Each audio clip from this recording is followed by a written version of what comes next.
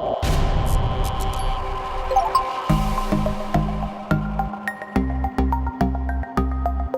back, everybody. Another episode of Divine Data. I have with us Luke Rudkowski, who I always want to call Luke Rudkowski, but I will do better with that. He formed We Are Change in 2006, so 14 years with We Are Change as a independent journalist, crusading the world, speaking the truth, inspiring others by embodying his truth. He's won a couple really cool awards. I don't know if you remember winning, and I don't know what year because I couldn't find it, so maybe you can enlighten us, but the Global Community Communications Alliance awarded you Honorary Planetary Citizen of the Month. What month and year do you think that was? They did? I have no idea. I don't collect the awards, boy, no idea. No idea. I found that to be one of the most fascinating facts about you, because I really do view you as that planetary citizen. You're doing so much good for the collective. So it was nice to see that. It was a picture of you when you were a bit younger, so maybe you just don't remember. I'm an old man. I've been doing this for way too long. 14 years. Holy cow. That's a lot. That's a long time you said there. I didn't know it was that long. Did I just age you a little bit? I don't care. I'm just surprised I'm still kicking. So what do you view as an authentic leader, Luke? I don't like the idea of leaders. I think individualism is where to go. Decentralization is an idea and a concept that I think should be promoted and pushed as much as possible. And I think waking people up to the true power that they have in themselves is something that's more essential and more key than someone, I think that's the true kind of leadership, rather than the old kind of definition and understanding of a leader where someone just kind of takes something or is responsible for something. In reality, no one's responsible for anybody except you yourself as a sovereign human being, as a entity, as a flesh body filled with bones here on this planet for this temporary experiment that we're all under, to understand that this life that we have is paid for by us and us only. So I think an understanding of that and promotion of that is, I guess, in some kind of hypochondriac way, leadership. 110%. I think people have a really big aversion to the word leader or leadership because of certain beliefs, but it's just semantics, and it is how you put it into context. And we do need the people who can at least give voice to and guidance to and show way of these new earth ways. I don't even want to say new world, because I'm not talking about the dark new worlds that people are afraid of coming in. But yes, you are a leader, and yes, albeit an authentic one. That's why you're here today. And it's okay to be a leader. Yeah, I guess so in some ways. I don't know. I just prefer to not take any responsibility, because I can barely be responsible for myself. And I'm like, I think it's a better idea if everyone's just responsible for themselves. And the more you could do that, the more you could kind of be independent, the more you could, grow your own food and just do things for yourself. I think that really is something that should be championed and promoted. And that really is, I think, the way out of all the madness that we're facing right now. Is there anything that you feel like you want to bring up around how you authentically express yourself and inspire change? I mean, you started an entire company called We Are Change. What inspired that? What fuels your fire for your work every day? People getting hurt from not having the right information, people getting taken advantage of, people making mistakes in their lives just because they make a decision that people benefit off of by not giving them the right information. Information is extremely valuable. That's why there's been such a stranglehold of it throughout human history, and so many fights and wars and just suffering based on controlling that power to learn and to understand. So with that kind of big human struggle to control information, we really do have an opportunity now to liberate it, even though there's a big effort right now by Google and Amazon and Facebook and all the other tech giants to suppress it. But now we really have an opportunity to really see things for what they are, to really get information that they can't get anywhere else, and to be awoken to the true reality that we really live in. Because a lot of things are sold to us by the mainstream, by a lot of our institutions and societies. A lot of those ideas are sold on lies. They're sold on fake premises. They're sold on you believing them, and that you being a victim of them eventually for the benefit of someone else.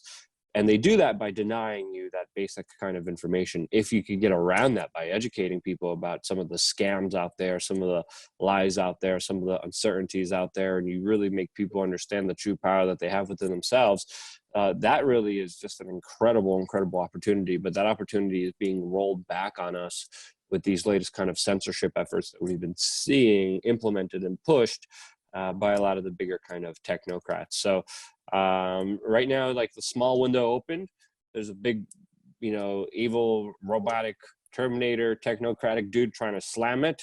But there's still a bunch of like free-wielding, freedom-loving hippie individuals with their tie-dyes. Some of them finally letting go of the joint that this absorbent amount of information has provided joy in. And they're finally kind of realizing, like, hey, we got to keep this window open to let some fresh air in, because it's toxic in here, and it can't just be filled with gluttonous smoke and just distraction the whole time. So I think that's the current analogy. We're living in a house. It's filled with a lot of crap. Finally, a window's open. Finally, there's some fresh air of information.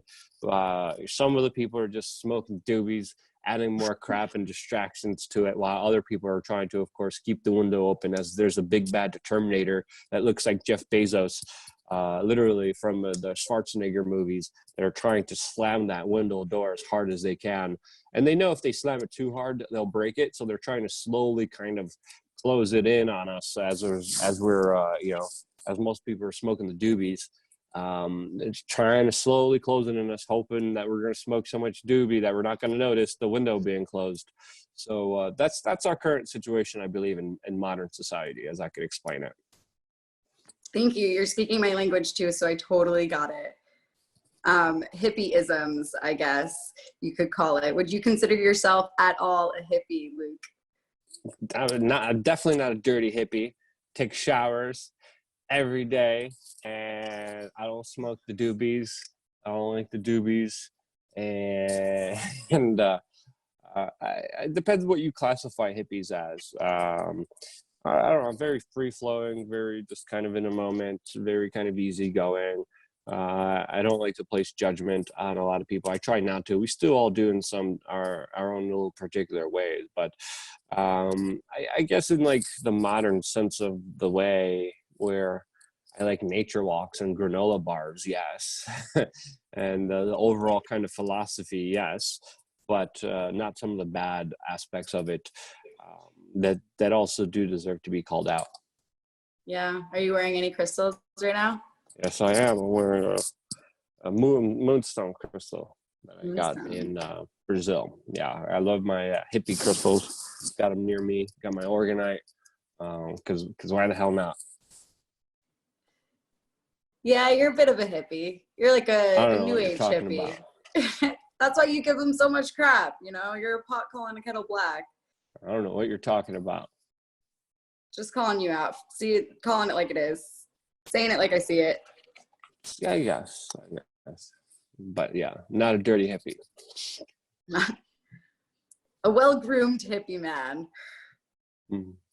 Yeah, sometimes I'm ungroomed now because of the inability to get a haircut anywhere.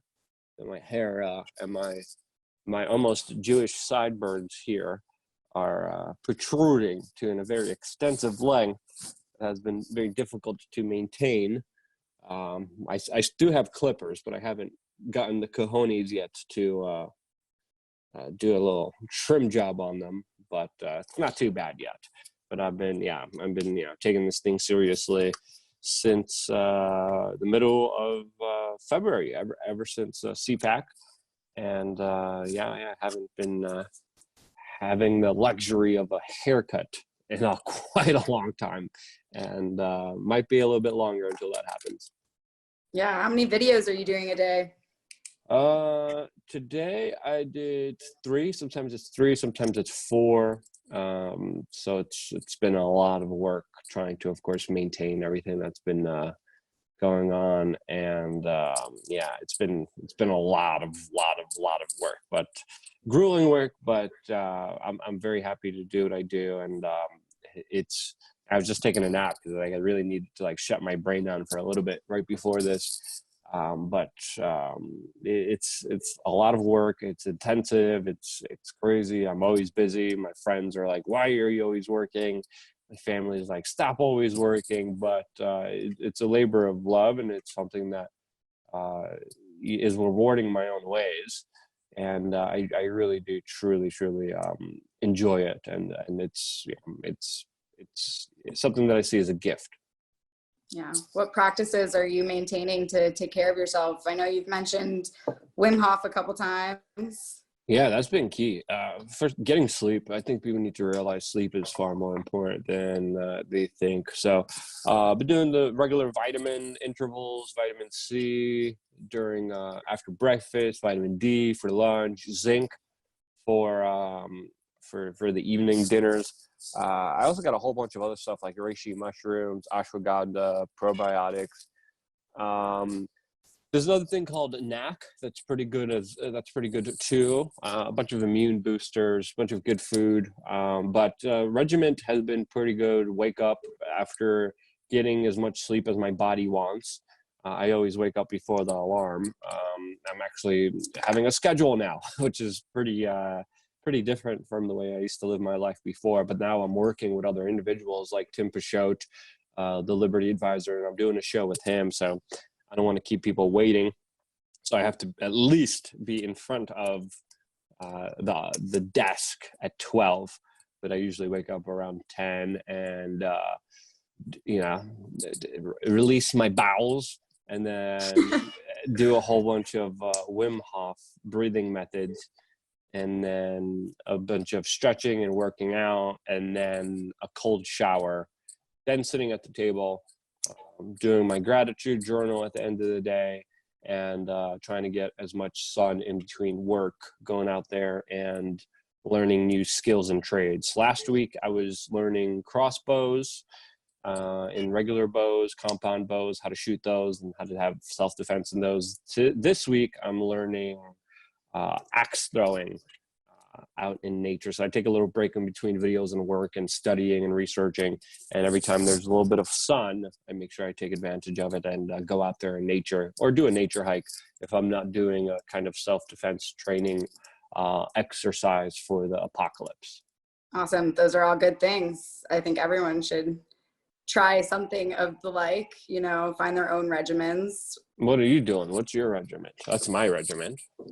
What's my regimen? I like to shake it up. I think that I'm coming into this place. Of course you do. I do. I used to think that it had to be so regimented, and now I kind of just listen to exactly what my body needs. The other day I did 2 months of work, content creation for companies I've been working for, and 3 hours just sat in my tub.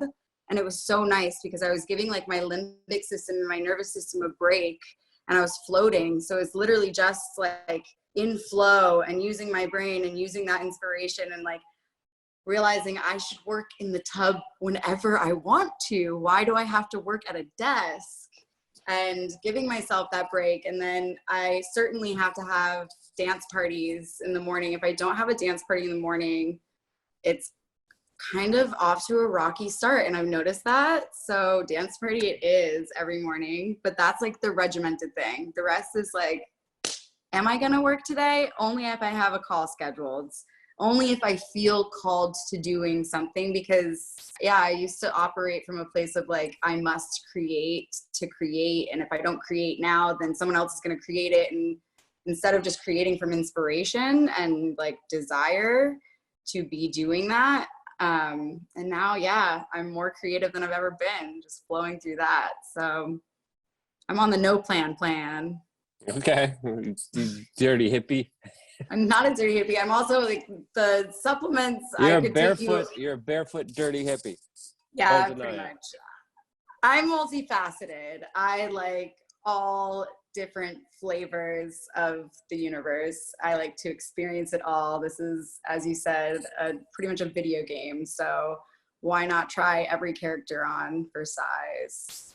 Moving on from us, I want to talk about the people. Right now, we have a lot of people sitting at home, myself included, because I'm starting this show. As someone who started this stuff many years ago, like you figured out the algorithms, you've done all the things, like what do you suggest to someone who's creating their first ever YouTube channel? Because there's a lot of people stepping into that space right now. Well, yeah. That's the thing. There's going to be a lot of competition as well in that field, and people vying for people's attention.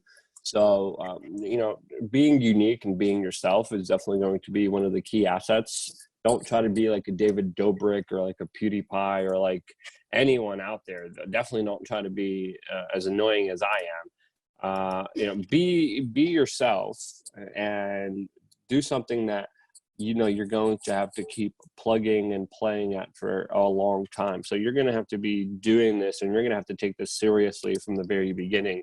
And the more you work towards it, the more chances you have of being successful. The algorithm likes new channels, but they also like consistency with new channels. Being consistent, providing a video every single day on a brand new channel as soon as you make it, uploading regularly, providing content that inspires you. It doesn't have to be perfect, but something that you really do find joy in producing and doing and learning a part of the way. You won't be perfect with it, but take people along the journey of learning as you're learning about a specific kind of niche that you think might interest people. Make your niche narrow. Don't make your niche too wide. Don't make it just self-help, or don't make it just news. You got to do something to change it up a little bit and to make yourself different than everybody else. So that would be the best advice that I could give someone. But right now, especially with so many people just getting into it, it's going to be a lot harder than you think. A lot of people think making videos is easy and it's cushy, but it's not going to be easy. It's not going to be comfortable, and you got to know that this is something that you may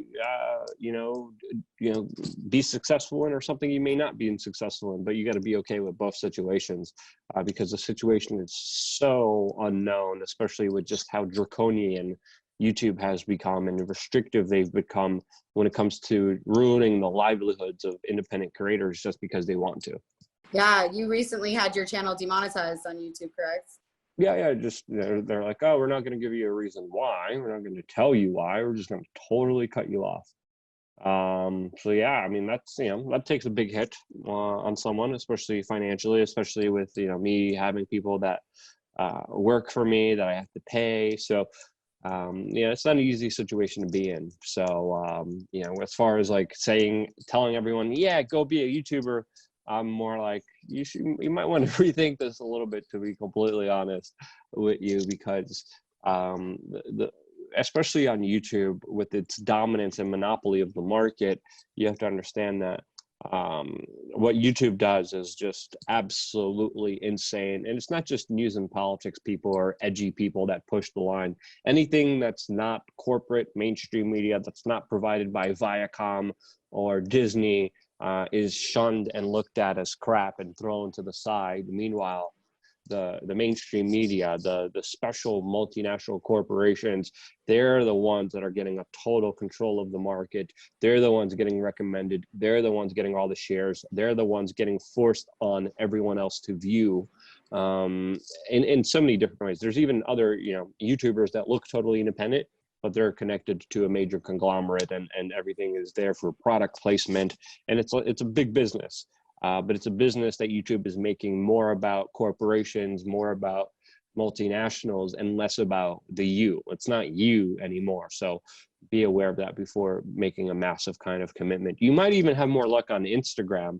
And again, Instagram's controlled by Facebook, another monopoly crap company, but they're more friendly towards independent creators than, of course, YouTube is.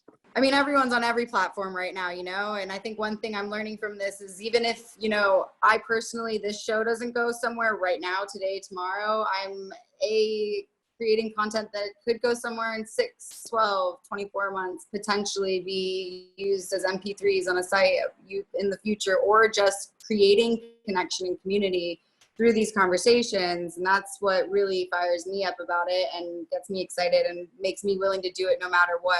And I think that people could also use the understanding that they may not become a big YouTube sensation, but maybe the 5 people that watched their video really needed to hear what they said. And 5 people, 20 people, that's a lot, you know? No, it inspires a bunch of other people, and that's the right approach. And if you're going to have that approach, do it. But if you're talking about you, I would definitely start the channel new and try to be as like every day. You got to make it a discipline every single day, and also try to diversify on places like Instagram. Instagram videos are also picking up pretty well, and more independent people are able to be more successful there than other places. Facebook is also another great place. So I would definitely diversify as much as you can, especially starting out. Absolutely. Are you guys still running Change Media University? Is that something that people can also look at if they're interested in starting a journalism-esque video career? Yeah, so of course, it's going to be difficult now because a lot of the stuff was about covering protests, covering politicians, confronting politicians, which again, after this lockdown, there's not much of. A lot of the stuff is still relative. It is, you know, a little bit older, but a lot of the stuff still remains the same.